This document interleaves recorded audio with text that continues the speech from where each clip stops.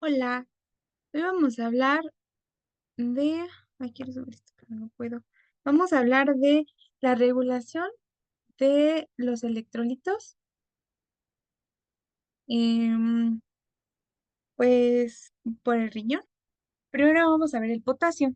El potasio, normalmente en el líquido extracelular la concentración es de 4,2 mil equivalentes, o sea, en la sangre este es el valor normal que vamos a obtener cuando lo medimos. Entonces, este es el valor normal. Para hablar de hiperpotasemia, este tiene que estar por encima de 5,6 mil equivalentes y para hipopotasemia debemos de tener menos de 3 mil equivalentes por litro. Ahora, el 98% del potasio se encuentra en el líquido intracelular, o sea, el potasio es más intracelular. Cuando nosotros tenemos un potasio extracelular de a partir de 5,9, una hiperpotasemia, vamos a comenzar a ver alteraciones cardíacas.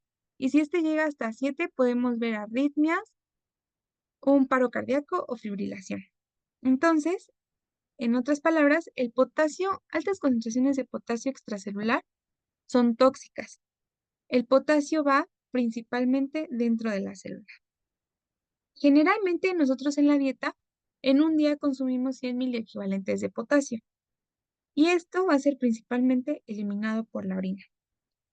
Ahora, esto factores que alteran la distribución de potasio en el líquido extracelular e intracelular. Esto dijo que lo iba a preguntar.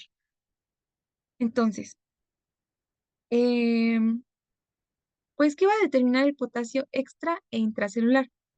Cosas que desplacen el potasio hacia dentro de la célula o cosas que saquen el potasio de la célula. O sea, si se saca el potasio de la célula, pues va a aumentar la concentración en el líquido extracelular, ¿no? Que lo estamos sacando del intracelular. Entonces, primero, factores que llevan el potasio hacia dentro de la célula. Tenemos la insulina. Y te preguntarás qué tiene que ver la insulina con esto. Pues como te dije, en una dieta normal consumimos 100 mil equivalentes de potasio al día. Entonces, imagínate que eso en la absorción intestinal lo llevemos a la circulación. O sea, si te estoy diciendo que con 7 ya te estás muriendo, imagínate si le metes 100. Entonces, el cuerpo lo que hace es meter inmediatamente ese potasio hacia dentro de la célula. Cuando nosotros comemos, la insulina, ¿qué hace? Se secreta y entonces va y le dice a la célula, tienes que meter la glucosa porque acabamos de comer. Pues lo mismo va a suceder con el potasio. La insulina tiene como que esa otra función de ir y decirle a la célula que debe de meter tanto glucosa como potasio. Y entonces así es como el potasio se puede meter a la célula después de comer. Entonces, por eso la insulina. Otro es la aldosterona, porque la aldosterona, ¿qué hace? Estimula a la bomba sodio-potasio, que ¿qué hace? Sacar sodio y meter potasio. Otros son todos los agonistas del receptor beta 2, como por ejemplo la adrenalina. También en la alcalosis metabólica, porque alcalosis metabólica, o sea que las que están activadas son las células B intercaladas, ¿no? ¿Y qué hacen las células B? Bueno, después de todo este marullo, lo que pasa es que se activa la bomba hidrógeno-potasio ATPasa. ¿Y qué hace la hidrógeno-potasio ATPasa? Saca un hidrógeno y mete un potasio. Ajá. Aquí en el intersticio saca un hidrógeno y mete un potasio. Ahora, también una reducción de la ósmosis va a desplazar el potasio hacia dentro de la célula. Y bueno, esto ahorita lo vamos a entender un poquito mejor. Te lo voy a explicar mejor. Pero bueno, ahora vamos con los factores que sacan el potasio de la célula o que elevan su concentración extracelular. Pues son todos los contrarios, deficiencia de insulina, deficiencia de aldosterona, los beta bloqueadores. Por eso un efecto adverso de los beta bloqueadores es la hipercalemia. Hipercalemia. La acidosis metabólica, porque en la acidosis estamos llevando el potasio, o sea, estamos sacando el potasio de aquí y lo estamos llevando hacia el intersticio, ¿no? Hacia el líquido extracelular, precisamente. Y además, también los hidrogeniones por sí solos son tóxicos para la bomba sodio-potasio ATPasa. Entonces, pues ya no va a meter el sodio. Digo, ya no vas a meter el potasio y sacar el sodio. Ahora, otro factor aquí es la lisis celular. Si la célula se rompe, va a liberar todo el potasio que trae. Y el ejercicio extenuante hace lo mismo de lisis celular. Y bueno, el ejercicio extenuante no debería de ser como que un factor que altere mucho las concentraciones extracelulares de potasio, pero sí lo hace en pacientes que usan betabloqueadores o que tienen deficiencia de insulina. En ellos sí es como riesgoso, porque digamos que este factor sumado a otro de los de acá arriba, sí sí puede alterar, por así decirlo, el potasio extracelular. Y por otro lado, tenemos el aumento de la osmolaridad en el líquido extracelular. ¿Qué pasa si aumenta la osmolaridad en el líquido extracelular? El agua, o sea, en otras palabras, ¿qué pasa si tenemos una célula en un medio hipertónico, no? O sea, porque la osmolaridad de afuera está muy aumentada. Pues el agua de la célula se va a empezar a salir, ¿no? Es lo que le pasa a las células en medio hipertónico. Pero cuando esa agua se empieza a salir, entre las patas también se va a llevar al potasio. Y entonces es por eso que el aumento de la osmolaridad del líquido extracelular saca el potasio. Y sucede lo contrario con una disminución de la ósmosis, ¿no? O sea, si hay menos osmosis, pues el potasio se va a quedar dentro. Ahora, vamos con la excreción renal del sodio. Se supone que en la filtración glomerular nosotros pasamos 756 equivalentes por litro de potasio. Yo creo que dije sodio, pero es potasio. Bueno, esto representa el 100% y aquí te voy poniendo, por ejemplo, en cada parte de la nefrona, qué porcentaje de este 100 se va a absorber. Si te pongo un signo de más, es que se absorbe, ¿no? Bueno, se reabsorbe. Entonces, sí, podemos decir que el potasio se reabsorbe en todos los segmentos. Bueno, ya sabemos que en el asa de Henle fina, en no se reabsorbe en solutos, pero en todos los demás sí, ¿no? Tenemos reabsorción de potasio. El más importante, pues, va a ser el túbulo proximal. Y vamos a tener que a nivel del asa de Henle gruesa, se va a reabsorber por el cotransportador sodio, potasio, 2-cloro. A nivel de túbulo distal y contorneado va a ser a través de las células intercaladas, porque recordemos que eh, pues las células tipo A, que son las que están como activas todo el tiempo, van a reabsorber potasio. Y en el túbulo distal y contorneado perdón, ya. Después, también en el túbulo distal y contorneado va a haber una secreción de potasio y esto es llevado a cabo por las células principales, por unos canales que se llaman BK y ROMK. Y estos los vamos a ver.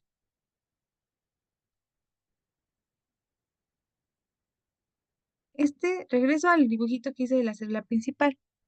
Este transportador que está aquí se llama ROMK o BK. Bueno, son dos tipos diferentes, pero son este que está.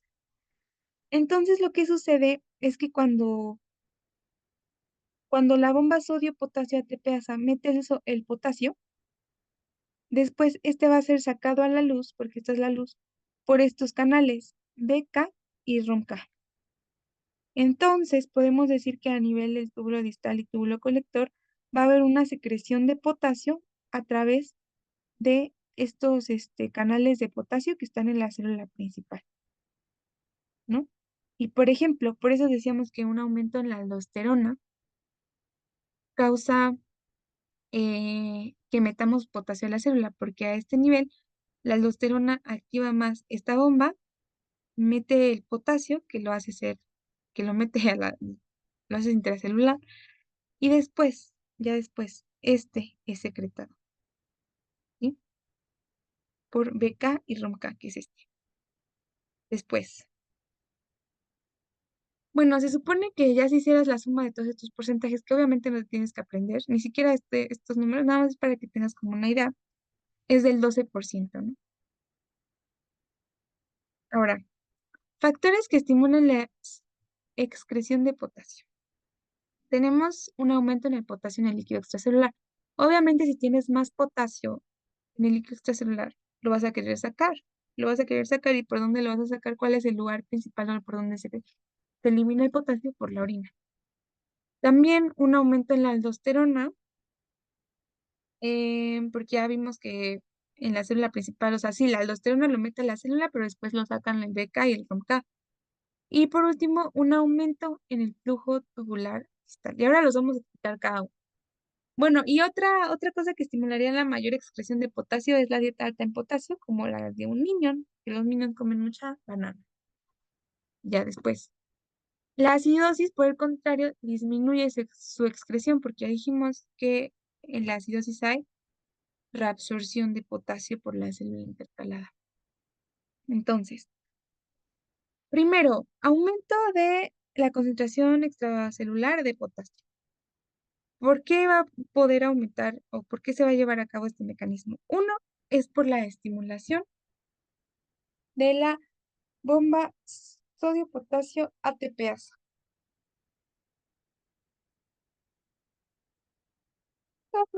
Después, otro va a ser por el gradiente intersticial, porque recuerda que, mira, déjate pongo la otra.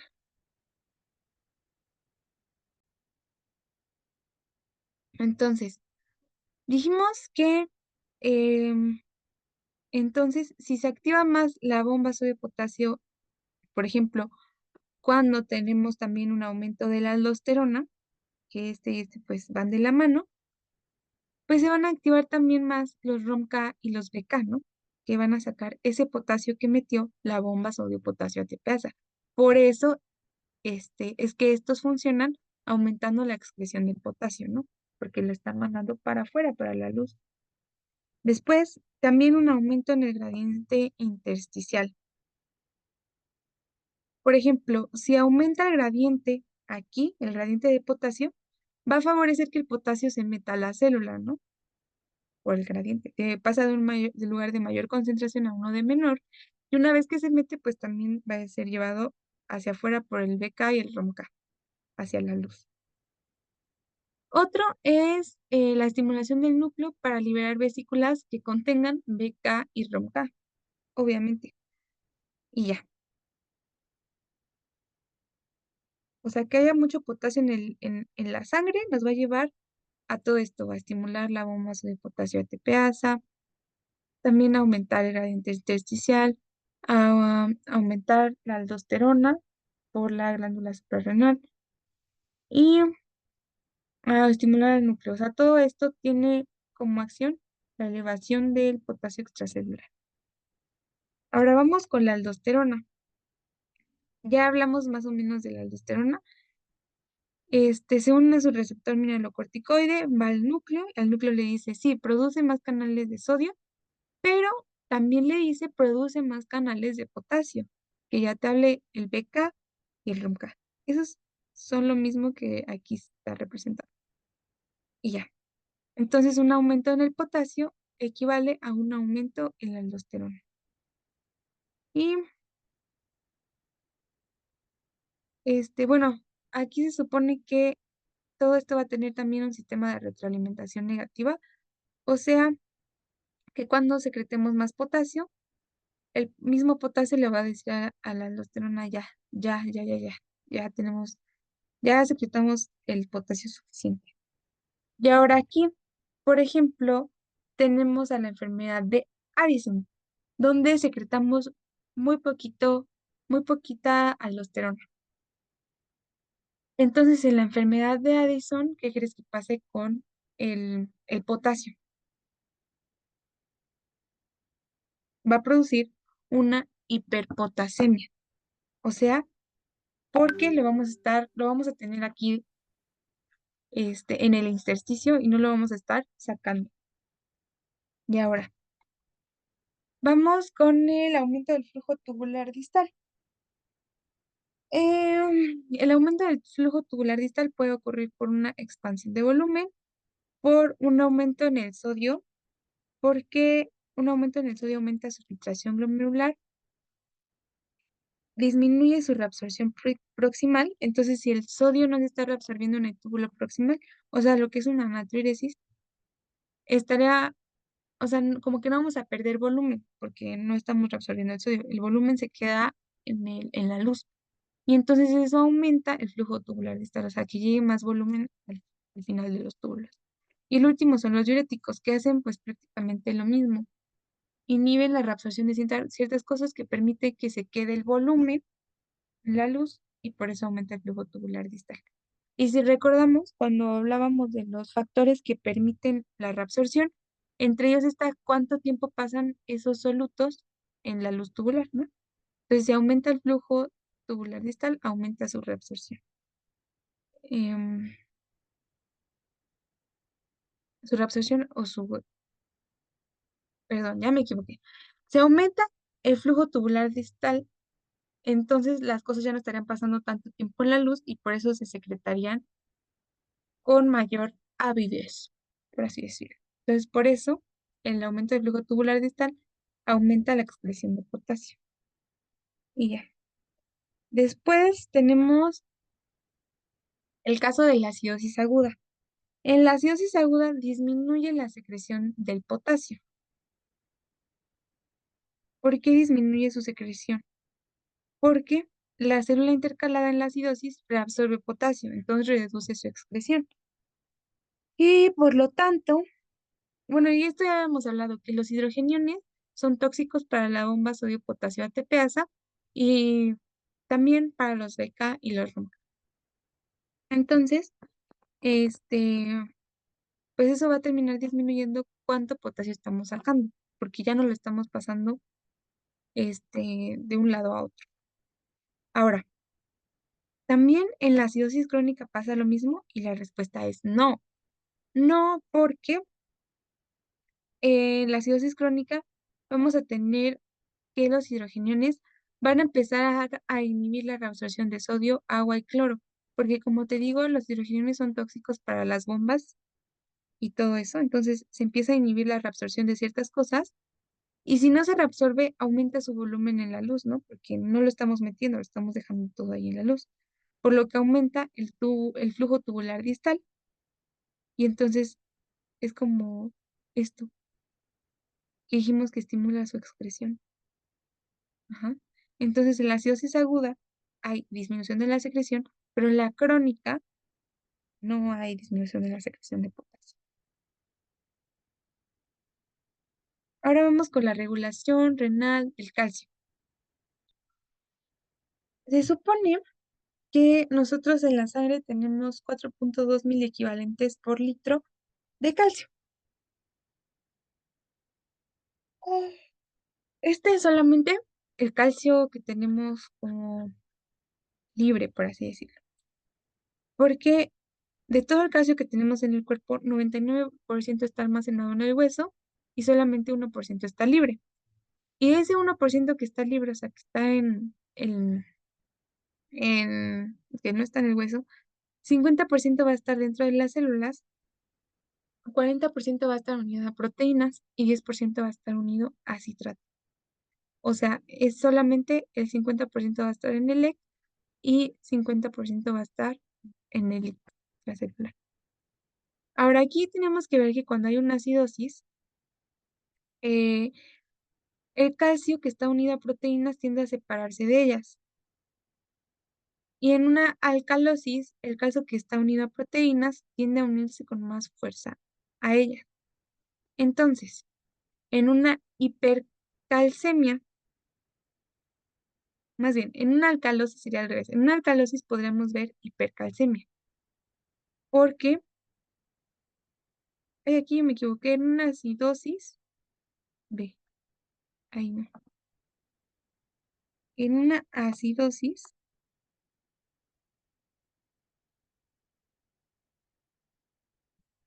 vamos a ver.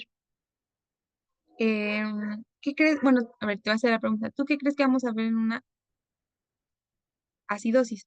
¿Una hipercalcemia o una hipocalcemia? Si recordamos que el calcio que está unido a proteínas no se puede medir. Nada que está unido a proteínas se puede medir. Pues sí, va a haber una hipercalcemia, hipercalcemia. Y en una alcalosis, por el contrario, va a haber una hipocalcemia. Ahora, también, bueno, como que algunos signos característicos de la hipercalcemia son las arritmias. Y en la hipocalcemia lo que vamos a ver es el signo de Trousseau, que es que cuando se le pone el manguito para medir la presión arterial, la manita se hace así. Y el de Chopstick, que es que al percutir el trigémino, la cara como que se va de lado. Ahora, se supone que al día nosotros consumimos 1.000, o más bien 1.000 equivalentes de calcio, pero 900 se van por las heces, que es la principal vía de excreción del calcio. Ahora vamos a ver el control de la excreción renal y la concentración extracelular del calcio. Se supone, bueno, vamos a tener varias cosas que controlan el calcio, ¿no? Primero vamos a tener la PTH. ¿Cómo funciona la PTH? Va a haber una disminución del calcio extracelular y eso va a estimular a la paratiroides para que secrete PTH, hormona paratiroidea.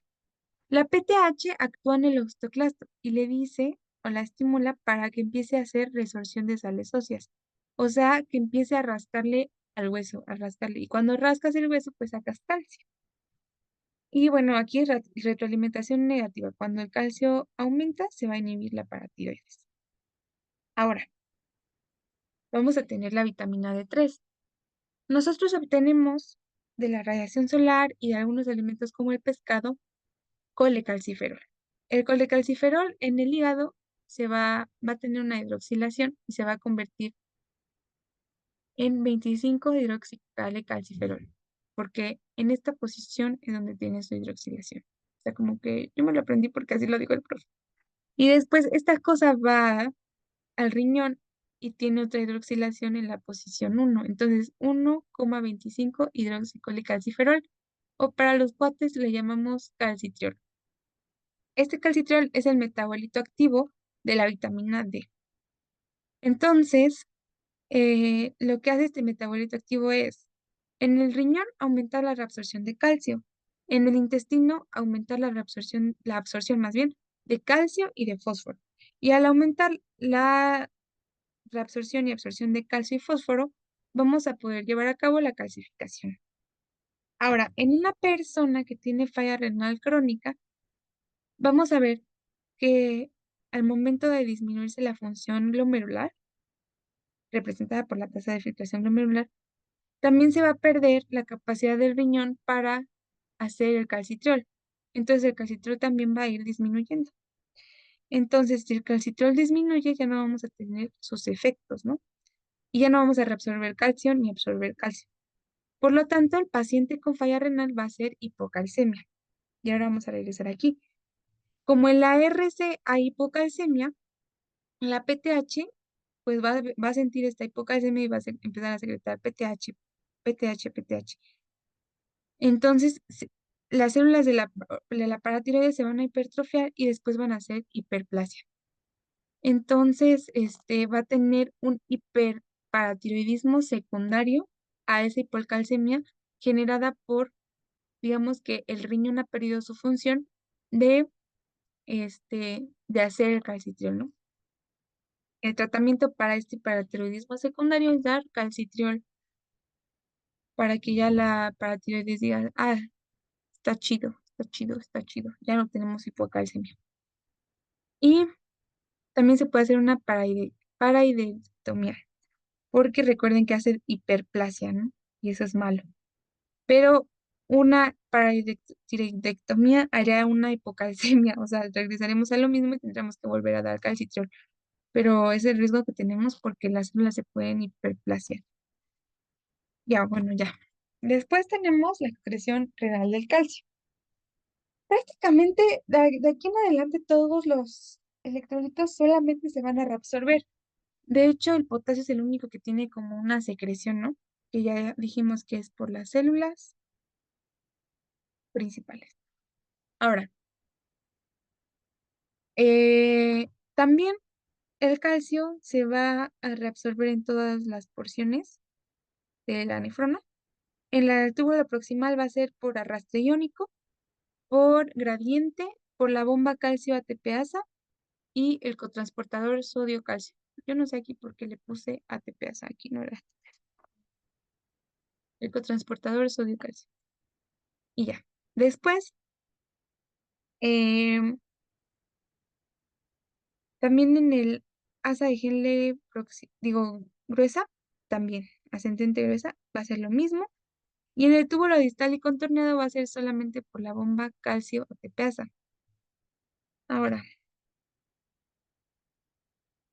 solamente vamos a excretar un 1% del sodio, del calcio, perdón.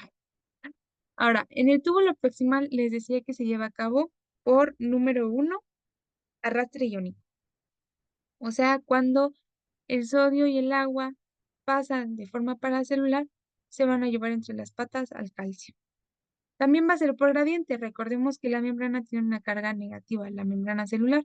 Y como el calcio tiene carga positiva, los opuestos se atraen y entonces entran. La otra es por la bomba calcio ATPasa, que va a pasar el calcio que ya está intracelular hacia el intersticio. Y, y ya, y el cotransportador de calcio, pues creo que no lo dibujé, pero estaría aquí, ¿no? Del lado de la luz.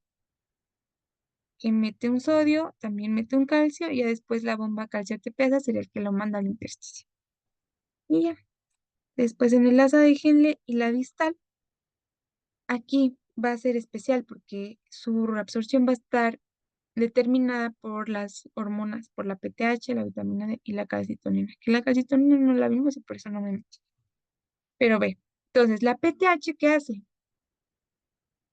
Aumentar la reabsorción de calcio y por lo tanto disminuye su excreción, ¿no? Si la está reabsorbiendo ya no la está excretando. Ahora ve aquí, un aumento en el volumen o en la presión arterial lleva a menos reabsorción de sodio, ¿no? Porque el cuerpo dice, ay, tengo mucho volumen, tengo que sacar sodio para equilibrarlo, para equilibrar el volumen. Entonces, eso lleva a menos reabsorción de calcio, porque ve, el calcio se estaba reabsorbiendo con el sodio. Aquí también el calcio se está reabsorbiendo con el sodio. Entonces, si tenemos menos sodio, va a llevar a menos reabsorción de calcio y por lo tanto va a aumentar su excreción haciendo hipercalciuria. ¿Ya viste? Y bueno, ya. Después la PTH, aquí se lo voy a decir como un dato aislado, también es estimulada por el fosfato. Entonces, ve, vamos a tener factores que regulan la excreción de calcio, o sea, factores que reducen su excreción. O sea, a mí se me hace más fácil decir que permiten más reabsorción de calcio o factores que aumentan su excreción, o sea, que disminuyen su reabsorción, ¿no? A mí se me hace más fácil hablar de reabsorción que hablar de excreción, ¿no? Pero bueno, ahí está el dato, pues. Entonces, ¿qué aumenta la reabsorción de calcio? La PTH, una disminución en el volumen del líquido extracelular, porque una disminución en el volumen o de la presión arterial nos llevaría a mayor reabsorción de sodio y por lo tanto, si reabsorbemos más sodio, entonces vamos a activar más esto y también más esto.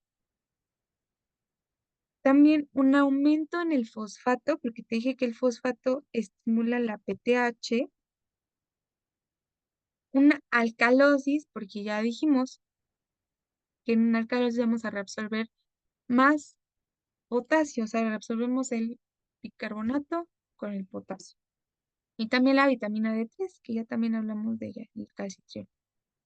Y después, cosas que aumentan su excreción o disminuyen su reabsorción, pues todo lo contrario a estas. Ahora, regulación en la excreción del fosfato. Vamos a tener que el fosfato también es más intracelular. Creo que todos los que hemos visto son más intracelulares. Pero bueno, en la excreción del fosfato, esta se va a llevar a cabo por un exceso de flujo, o sea, un transporte máximo. ¿Te acuerdas cuando hablamos de transporte máximo? Es como lo máximo que se puede reabsorber, o sea, es, digamos que un número, o, ajá, como un número en el que nuestros transportadores ya están súper saturados, entonces ya no pueden seguir metiendo cosas. Entonces, es así que se excreta el potasio. Nosotros, en cada transportador de potasio, digo de potasio, de fósforo, perdón, ya me estoy confundiendo, de fósforo, solamente podemos transportar 0,1 milimoles por minuto, cuando lo que consumimos al día a través de alimentos como la carne o la leche es 1 milimillón, 1 millón, cuando solamente podemos transportar esto en cada uno. Entonces, como hay muchísima diferencia entre lo que consumimos y lo que podemos reabsorber, vamos a secretar muchísimo potasio simplemente por saturación de los, pues de los transportadores, ¿no? Ahora, aquí solamente se va a reabsorber en el túbulo proximal y en el túbulo distal. Y se supone que cuando tenemos, ve como la mayoría se reabsorbe en el túbulo proximal, y cuando tenemos un defecto de los transportadores de fósforo, vamos a tener algo que se llama raquitismo hipofosfatémico, que es pues prácticamente que a nivel renal no podemos reabsorber el fósforo y entonces por eso nos da raquitismo. Y entonces, ¿cómo se lleva a cabo la reabsorción? Tenemos aquí en la luz un cotransportador de sodio-fósforo. Creo que existe un cotransportador de sodio para todo. Entonces ya metimos el fósforo a la célula. Ahora, ¿cómo lo vamos a pasar al intersticio? Por un intercambiador del que aún no se conoce por qué molécula lo intercambia. Y ya. El fósforo también está regulado por la PTH, ya habíamos hablado un poco de eso. Cuando se eleva la PTH hay mayor resorción de hueso. ¿Y qué tenemos en el hueso aparte de calcio? Fósforo. Entonces aumenta también el fósforo en la ley. Ahora, tenemos algo que se llama síndrome de lisis tubular, que consiste en eso, se revientan las células tubulares. Entonces eso deja salir su fósforo que traen adentro, también su calcio. Y lo que pasa aquí cuando se rompe la célula es que esos dos elementos se precipitan y forman litos. Y ahora tenemos el control de la excreción renal de magnesio. El magnesio lo tenemos generalmente en concentraciones de 0,8 miliequivalentes por litro. O sea, una concentración súper chiquita. Y solamente va a ser tóxico el magnesio cuando llega a concentraciones de más de 10 miliequivalentes. Entonces, es muy raro que veamos una intoxicación por magnesio. Porque, o sea, como que tiene que alcanzar concentraciones súper altísimas para que nos pueda hacer daño. Entonces, es muy raro. Ahora, el 60% del magnesio total que tenemos en el cuerpo es el que está almacenado también en los huesos. 39% está intracelular y solo 1% está en el E, una parte unida a proteínas y la otra parte libre, 0,8 que es la que podemos medir, porque dijimos que nada unido a proteínas se miden. Mm. Al día generalmente vamos a consumir 300 miligramos de magnesio, del cual absorbemos 150 miligramos y vamos a desechar los otros 150. Entonces, bueno. A diferencia de todos los otros electrolitos que vimos, el magnesio se va a absorber más a nivel de la asa de Henle. Entonces, si te preguntan como por cualquier electrolito, se reabsorbe más en el proximal, excepto el magnesio que se reabsorbe más en la asa de Henle. Ahora, factores que aumentan la excreción de magnesio, que aumenta el calcio en el líquido extracelular, o también que aumenta el magnesio en el líquido extracelular, porque obviamente si tenemos mucho magnesio, el cuerpo lo va a querer sacar. Y ahora, esto lo vemos en la clase, que es que en la preeclampsia va a haber una anomalía, una arritmia, que es la torsada de Pontes. La torsada de Pontes nos indica una dificultad del cuerpo para eliminar el magnesio. Entonces, en pocas palabras, en la preeclampsia no podemos dar nada que contenga magnesio, ningún medicamento que contenga magnesio, porque la paciente no puede eliminar el magnesio y por eso tiene torsada de Pontes. Y bueno, ahora vamos con como que otro subtema, que es la integración de los mecanismos renales para el control de la ley. Entonces, dice, la excreción renal está determinada por la ingestión, o sea, cuánta pipí hacemos está determinada de cierta forma por cuánta agua consumimos. Si recuerdas, de hecho, tú me lo explicaste, que el riñón tiene ciertos mecanismos para manejar los líquidos, ¿no? Que son el equilibrio glomérulo-tubular, que se logra a través de la contracción o de la dilatación de las arterias aferentes y eferentes, para ya sea reducir o aumentar la filtración en la cápsula de Bowman, y la otra es por la retroalimentación de la mácula densa, ¿no? Que la mácula densa, pues, puede modificar la presión arterial para elevar también o disminuir la filtración glomerular, ¿no? Pero en enfermedades renales, cuando estos mecanismos, estas compensaciones renales empiezan a fallar, el cuerpo tiene que hacer ajustes sistémicos para, poder controlar los líquidos, ¿no? Estos ajustes sistémicos van a hacer cambios en la presión arterial, cambios hormonales y alteraciones del sistema nervioso simpático. Entonces, ¿cuáles son los mecanismos? Ah, bueno, es que yo aquí, por ejemplo, todavía no sabía cuáles eran los mecanismos estos que tú me explicaste, pues ahí como que, pero pues me lo voy a pasar, ¿no? Entonces vamos a tener el primer cambio sistémico, que es cambios en la presión arterial. Aquí tenemos lo que es diuresis y natriuresis.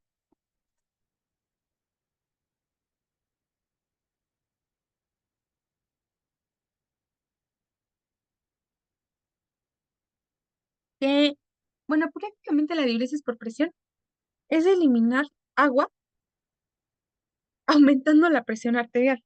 O sea, es eliminar agua aumentando la presión arterial. Cuando aumenta la presión arterial, aumenta por lo tanto la presión hidrostática, que permite que se escape el líquido, ¿no? O sea, la presión hidrostática deja salir el líquido. Por lo tanto, aumenta el volumen urinario. Ujú, diuresis por presión. Y ahora la natriuresis por presión es el aumento de la excreción de sodio por aumento de la presión arterial. O sea, es que esta y esta van de la mano. O sea, diuresis se refiere, ay, ya me lo explicaste, diuresis se refiere a hacer pipí y natriuresis a eliminar sodio por la pipí. Y todo esto, si le agregamos por presión, es que es por modificaciones de la presión arterial. Entonces, mira, se supone que si aumentamos la presión arterial de golpe, o sea, si tú te tomas 3 litros de agua ahorita, el cuerpo va a querer sacar ese líquido, o sea, ese líquido va a pasar a tu sangre, obviamente. Y entonces el cuerpo va a tener más volumen en la sangre y entonces va a aumentar el gasto cardíaco. Ese aumento del gasto cardíaco va a aumentar la diuresis, porque aumenta la presión hidrostática. Entonces, por el simple hecho de aumentar este tu volumen, o sea, tú aumentas tu volumen, tomas agua, aumenta el volumen, ¿no? Obviamente. Eso aumenta la presión arterial, porque un determinante de la presión arterial es el gasto cardíaco. Entonces, si tú aumentas el gasto cardíaco, aumenta tu presión arterial. Ahora, si aumenta tu presión arterial, va a aumentar presión hidrostática o va a aumentar tu volumen urinario. O sea, no sé si me hice muchas bolas. O sea, no sé si me hice muchas bolas, ¿sí me entendiste? Pero, pues sí. Entonces, ese aumento de la presión arterial de golpe aumenta nuestra diuresis y así eliminamos toda esa agua que consumimos, así la eliminamos. Pero ahora, ¿qué pasa cuando la presión arterial se mantiene crónicamente elevada? Lo que va a pasar es que el riñón se va a acostumbrar y va a mantener una diuresis constante. No va a cambiar su diuresis a pesar de que la presión arterial está aumentada. Eso pasa en los hipertensos, ¿sí? Ahora, em, a pesar de la ingesta de líquido, el volumen sanguíneo permanece casi constante por la diuresis por presión. Mira, se supone que a pesar de toda el agua que tomes, así te tomes 10 litros de agua, vas a tener siempre la misma sangre. Y eso tiene que ver con esto. Decíamos que si aumentas tú, mira, aquí me voy a pasar ahora este esquema. Si tú tomas más agua, vas a aumentar la presión hidrostática que tienes en los vasos. Y eso va a hacer que el líquido se escape hacia el intersticio. Pero acuérdate que aquí tenemos vasos linfáticos. Entonces, aquí aumenta la presión arterial, que después va a ir a tirar todo ese volumen en los riñones. Y mientras eso sucede, tu sistema linfático va a recoger lo que se escapó del intersticio, lo regresa a la circulación y después la circulación lo vuelve a tirar. O sea, como que esto le da chance de no aumentar y de no sobrecargar a los vasos, ¿me entiendes? Entonces, bueno, se supone que al consumir agua vamos a aumentar nuestro gasto cardíaco y va a aumentar la presión. Es lo que te explicaba hace rato. Pero ahora ve, en una hemorragia, el riñón, a pesar de, esto tú me lo dijiste, a pesar de no haber líquido, tiene que eliminar sus desechos. Es lo de el volumen urinario, ¿cómo se dice? Obligatorio. Si no tenemos agua suficiente en el líquido extracelular, pues el riñón va a empezar a tomar agua. Bueno, sí, pues sí, de dentro de las células, ¿no? Del líquido intracelular. Y entonces eso va a llevar a muerte celular y por tanto a la muerte. Entonces, la idea aquí es, a pesar del agua que tomes, el volumen sanguíneo va a permanecer casi constante gracias a la diuresis por presión, porque así como lo tomas, lo estás eliminando por esa diuresis por presión, que se genera al elevar la presión arterial. Y ahora, vamos a tener aquí la distribución del líquido intersticial, que bueno, ya te lo había dicho. Si tomas más agua, se aumenta tu presión hidrostática. Esa presión hidrostática hace que el líquido se escape al intersticio y así no sobrecarga el corazón. Entonces, ¿qué pasa en un edema cuando hay acumulación de líquido en el intersticio? ¿Qué son aquellos factores que pueden favorecer el edema? El primero es el aumento de la presión hidrostática intravascular. Por ejemplo, en insuficiencia cardíaca o en insuficiencia renal, donde se ha perdido la diuresis por presión. Ahora, la segunda es por una disminución de la presión coloidosmótica, por ejemplo, en un síndrome nefrótico o una cirrosis, porque si disminuye la presión coloidosmótica intravascular, eh, pues no va a dejar, o sea, la presión coloidosmótica hace que el líquido se quede dentro del compartimento en donde está, entonces si se reduce, pues no va a hacer que el líquido se pueda quedar ahí y le va a ganar la presión coloidosmótica extracelular, entonces el líquido se escapa. Eso lo podemos ver, por ejemplo, en síndrome nefrótico o cirrosis. Después tenemos la abertura del endotelio, que pues aumenta la permeabilidad al líquido y a otras cosas como proteínas, por ejemplo. Y la abertura del endotelio la vamos a ver en casos de inflamación. Y por último tenemos la obstrucción linfática. No tenemos aquí quien regrese esta agua que se pierde al intersticio, pues va a empezar a acumular aquí. Ahora vamos con los factores nerviosos y hormonales, ¿no? Que ya estamos aquí hablando del segundo mecanismo sistémico para el manejo. Aquí vamos a tener varios, ¿no? Primero, el sistema nervioso simpático. Se supone que cuando tenemos una caída de la presión arterial, por ejemplo, en una hemorragia, donde perdemos la presión en los vasos sanguíneos porque ya no hay suficiente sangre y también se reduce el estiramiento de los vasoreceptores, se va a activar el sistema nervioso simpático, que lo que va a hacer es producir directamente una constricción arterial de la aferente y de la eferente. Esto va a llevar a que se reduzca la presión hidrostática aquí a nivel de los túbulos y entonces, ¿eso qué crees que va a activar? La renina, angiotensina, aldosterona, y por tanto se va a aumentar la reabsorción de sodio y agua. Y también el sistema nervioso central, digo simpático, puede directamente estimular a estos dos también. O sea, estas son todas sus acciones, la constricción arterial, la reabsorción de sodio y agua y estimular directamente a la renina.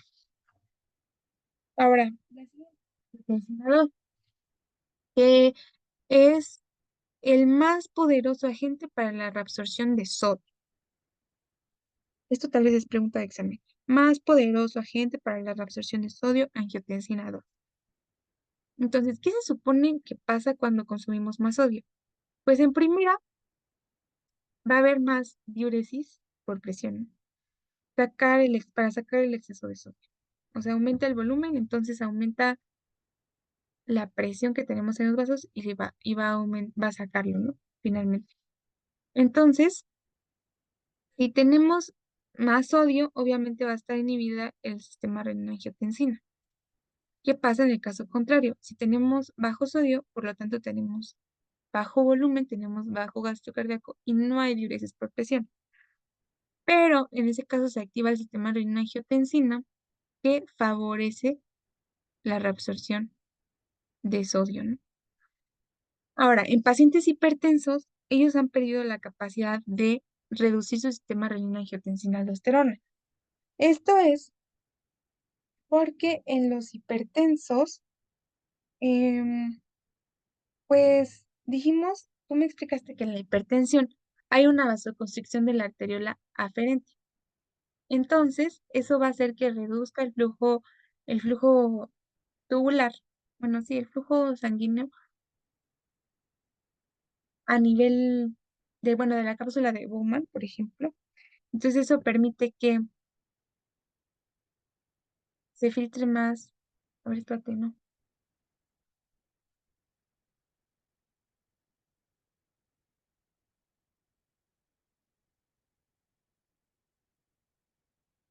Ah, sí. O sea, se bloquea la arteriola eferente, no, aferente, y entonces eso hace que haya menos flujo a través de los túbulos, ¿no? Porque estamos disminuyendo la filtración glomerular, entonces hay menos filtración. Entonces esto es sentado por la mácula densa y dice, oye, hay muy poquito flujo, tenemos que reabsorber sodio.